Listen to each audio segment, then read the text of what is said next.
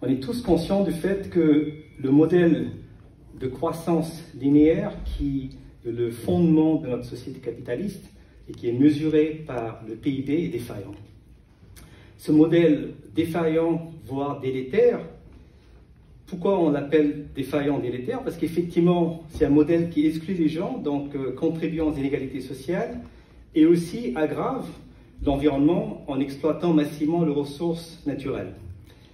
Bien sûr, cette année, ce modèle de croissance linéaire s'est écrasé, a été anéanti, je dirais, par la Covid-19, avec le FMI qui prévoit un recul du PIB mondial à peu près de 5%.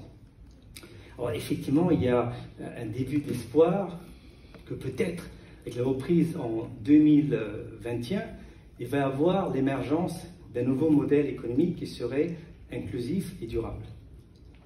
Malheureusement, comme on l'a vu avec la dernière crise financière, toute réinvention de notre modèle économique s'avère être futile, un peu comme le mythe de Sisyphe.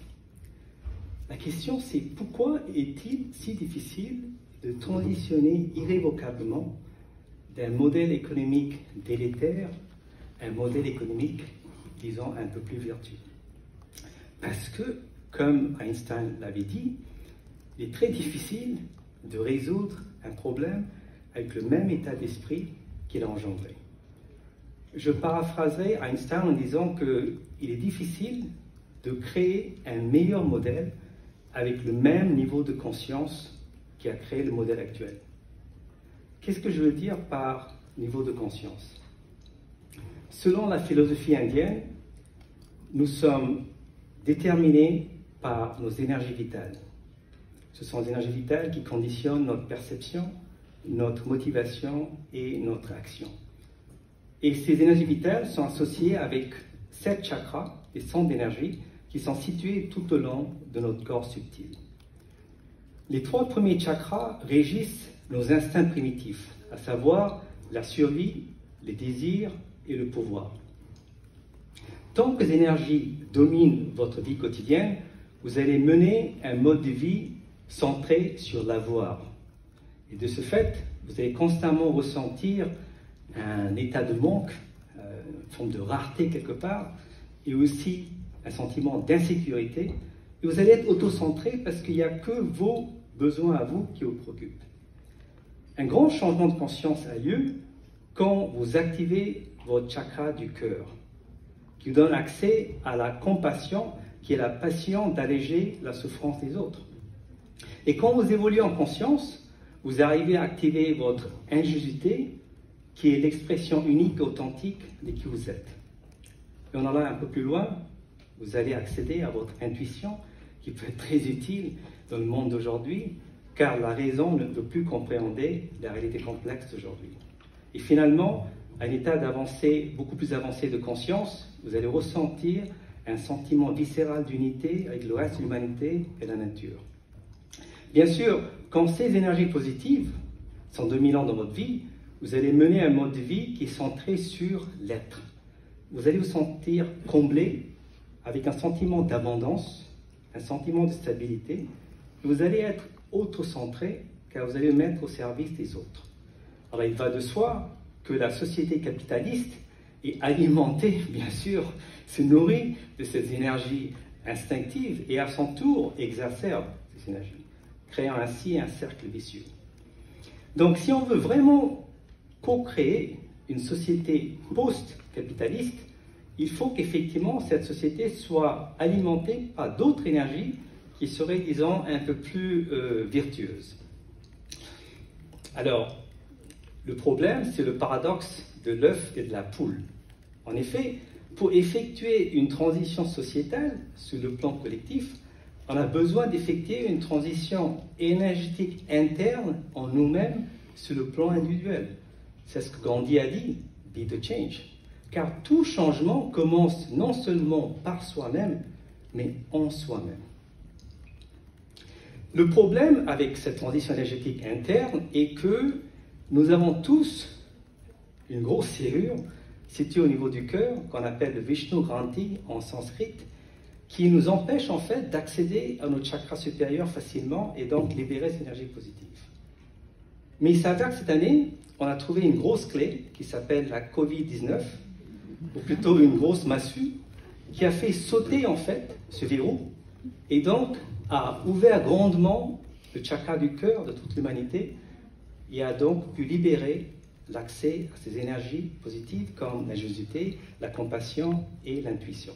Et de ce fait, je suis très optimiste qu'on doit pouvoir transitionner d'une société capitaliste à une société que j'appelle consciente.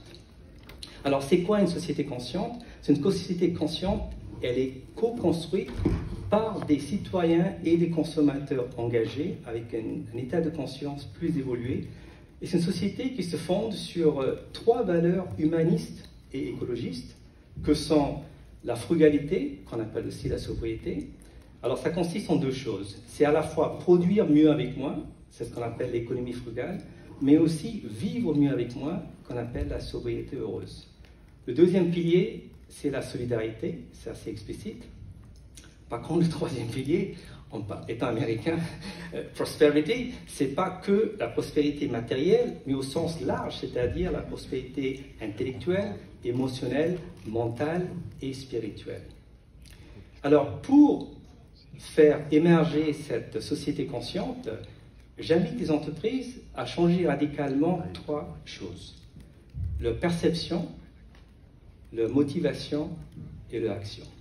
Ce sont donc trois vecteurs de changement que je vais élaborer maintenant. Le premier vecteur de changement, c'est la perception. Aujourd'hui, les entreprises souffrent d'une perspective que j'appelle dualiste.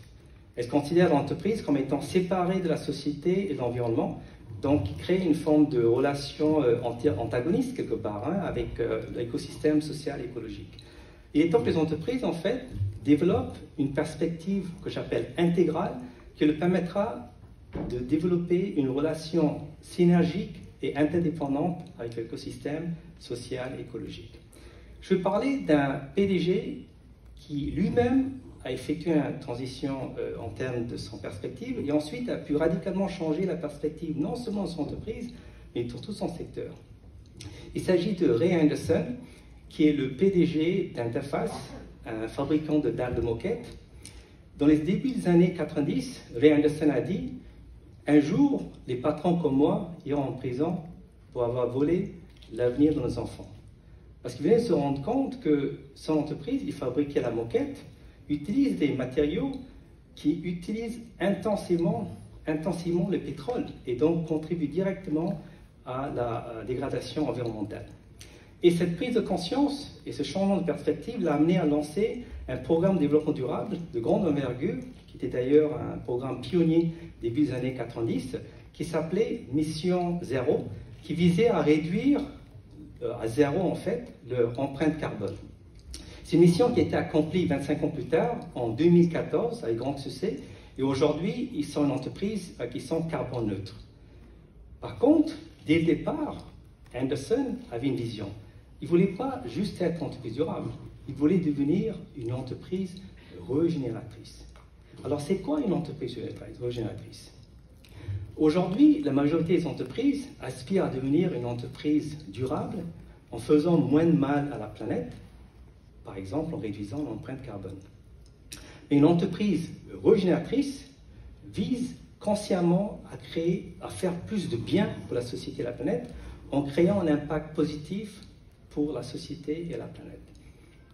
Et il s'avère que selon un grand sondage effectué l'an dernier, 80% des consommateurs veulent que les entreprises deviennent régénératrices et non pas juste durables, car ils considèrent le terme durabilité comme étant trop passif. Et c'est pour ça qu'Interface s'est engagé dans une grande initiative pour se réinventer comme une entreprise régénératrice en, par exemple, lançant un grand programme qui s'appelle Climate Take Back. Alors c'est un programme ambitieux car il vise à inverser la courbe de réchauffement climatique en créant un climat propice à la vie. C'est un programme qui s'appuie sur 4 grands piliers, mais je vais citer un des piliers qui est très intéressant, qui s'appelle aimer le carbone. Ça consiste encore une fois de changer la perspective du carbone comme étant l'ennemi et plutôt de le considérer comme une ressource. par exemple en créant des produits qui arrivent à stocker le carbone, capter le carbone. C'est ce qu'ils ont fait. D'ailleurs, ce mois-ci, ils vont dévoiler ce nouveau produit. Ce sont donc des dalles de moquette qui sont bilan carbone négatif, car ils arrivent à stocker plus de carbone durant le cycle de vie qu'ils en émettent. Interface a aussi conçu en Australie ce qu'ils appellent une usine comme forêt qui offre 22 services écosystémiques à valeur ajoutée à la communauté locale, comme par exemple de l'eau potable comme dérivé de leur processus de fabrication ou de l'énergie propre, mimiquant ainsi le comportement de la nature qui, on sait, est très généreuse vis-à-vis de son écosystème. Donc ça, c'est le premier vecteur de changement qui est vraiment changer votre perception et particulièrement votre perspective. Le deuxième vecteur de changement se porte sur la motivation. Aujourd'hui, les entreprises cherchent à maximiser l'intérêt individuel et il est clair qu'avec tout ce qui se passe dans le monde actuel, il faut qu'il y ait un changement dans ce domaine-là et que les entreprises apprennent à maximiser l'intérêt général, ou ce qu'on appelle l'intérêt collectif. Et un exemple que j'adore citer, c'est l'exemple d'un homme qui s'est engagé pleinement pour ce qu'ils appellent l'agriculture régénératrice, qui est un ensemble de bonnes pratiques agricoles qui visent à enrichir le sol, préserver la biodiversité et améliorer le bien-être animal. Ce sont des pratiques qui aident les agriculteurs à réduire le coût de production et augmenter le rendement et surtout le revenu. Ce sont aussi des pratiques qui sont vertueuses pour le climat, en par exemple séquestrant le carbone dans le sol. Bien sûr, des terres saines produisent des aliments qui sont plus nutritifs, donc aussi bénéfiques pour les consommateurs finaux. Et j'aime beaucoup cette stratégie holistique ou intégrale de Danone parce que je considère ça comme un exemple de ce que j'appelle la triple régénération, car c'est une approche qui vise simultanément à revitaliser les individus, les lieux, comme les lieux agricoles, et la planète de façon synergique. Donc ça, c'est le deuxième vecteur de changement qui se porte sur la motivation. Le troisième, dernier vecteur de changement se porte sur l'action, et particulièrement comment les entreprises interagissent avec l'écosystème. Aujourd'hui, les entreprises ont une relation, disons, très compétitive avec les parties prenantes. Et malheureusement, on sait que l'avenir appartient à la coopération et la nature. On dit toujours que la nature est compétitive, mais ce n'est pas vrai. Vous avez lu probablement beaucoup de livres qui montrent qu'effectivement la nature se différencie avec des relations plutôt coopératives. Dans le monde des entreprises, on appelle ça la co-création. C'est une approche qui se développe de plus en plus. Alors aujourd'hui, beaucoup d'entreprises appliquent la co-création, on appelle ça aussi l'innovation ouverte, pour engager le partenaire pour co-créer des produits et des services. Ça, c'est très sympa.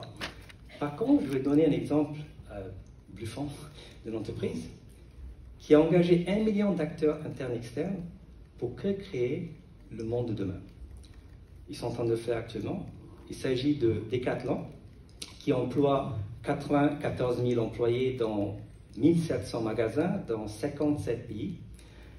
Leur fondateur, Michel Leclerc, cite souvent Sénèque pour dire qu'il n'est pas de vent favorable pour celui qui ne sait pas où il va. Donc pour être prospère sur le long terme, une entreprise a besoin d'une vision. Simplement, cette vision ne peut pas être statique. Elle doit être continuellement mise à jour pour refléter les changements dans le contexte socio-économique. Étant une entreprise libérée, Decathlon engage régulièrement ses collaborateurs pour redéfinir sa vision, comme il l'a fait en 2016, en engageant presque 40 000 employés pour co-créer leur vision 2026. Bien sûr, dès qu'ils ont commencé à implémenter cette vision en 2026, le monde a commencé à changer radicalement et ils ont été confrontés à la double urgence sociale et écologique. De ce fait, l'an dernier, ils ont décidé de faire un update de cette vision en lançant le projet Vision 2030. L'idée, cette fois-ci, comme j'expliquais, c'était d'engager 1 million d'acteurs internes et externes pour co-définir la vision d'un monde meilleur en 2030 et identifier le levier que Decathlon et ses partenaires peuvent activer pour co-construire ce monde meilleur. Alors, dans les semaines à venir, vous allez apprendre davantage sur les détails de cette vision. Alors, ce qui m'épate, ce n'est pas l'ambition de cette vision, mais la rapidité d'exécution de cette vision. En effet, Le processus de co-création de vision a commencé à peu près troisième trimestre l'an dernier. Et l'idée, c'était de compléter cet exercice en été 2020, en ce moment même, et dévoiler dans la foulée la vision 2030. Malheureusement, comme vous le savez, Covid a frappé début de l'année, a commencé en Chine, donc ils étaient conscients qu'est-ce qui arrivait. Alors, au lieu d'abandonner leur vision, l'exercice de création de vision, ils ont osé faire quelque chose d'extraordinaire. Ils ont eu l'audacité de renommer leur vision 2030 en vision 2021. Pourquoi? Comme ils expliquent, parce que la Covid a accéléré le changement. Il faut donc que Decathlon implémente cette vision sans délai dans toutes les villes dans lesquelles ils sont présents pour répondre justement à la double urgence sociale et écologique. Le cabinet de conseil PwC vient de publier un livre qui s'appelle 10 heures avant minuit pour indiquer qu'il ne reste que 10 ans pour répondre aux grands défis de ce siècle. Et comme Decathlon l'a fait, je vous invite à créer un sentiment d'urgence dans l'entreprise et expliquer à vos collaborateurs qu'il reste peut-être que quelques mois pour trouver des solutions viables aux grands défis auxquels est confrontée l'humanité.